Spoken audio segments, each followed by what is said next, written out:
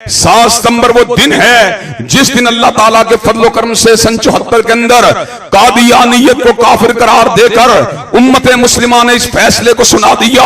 जो हजूर की हत्म नबूवत को नहीं मानता,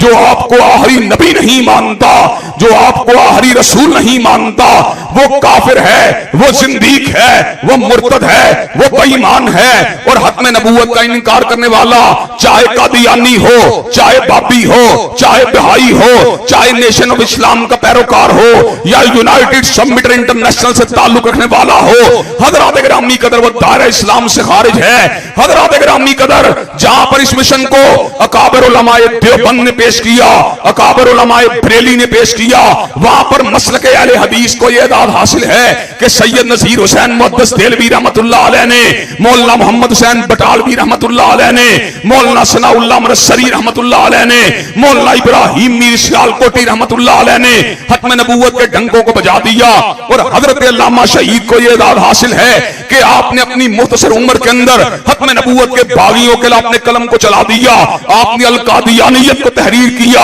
आपने मिर्जाइयत और इस्लाम को तहरीर किया, आपने अल बाबिया को तहरीर किया, आपने अल बहाइया को तहरीर किया। उम्मत मुस्लिमा के सोए हुए ज़मीर को हजरत शहीद ने जगा दिया और उनको यह पैगाम सुना दिया, जब तक इस्लाम का एक भी बतले जलील जिंदा है, जब तक सनाउल्लाह मुरस्सरी का एक भी बेटा जिंदा है, हत्म नबूवत के डाकुओं का मुकाबला करते रहेंगे और हत्म नबूवत का जिंदाबाद के नारे लगाते रहेंगे।